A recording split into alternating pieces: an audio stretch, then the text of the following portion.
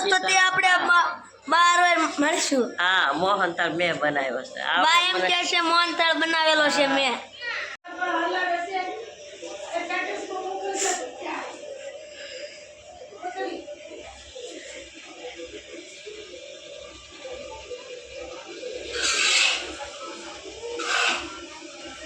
મોહનથાળ છે જોઈ શકો છો.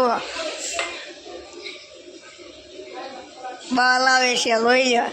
બાએ બનાવેલો છે મોહનથાળ.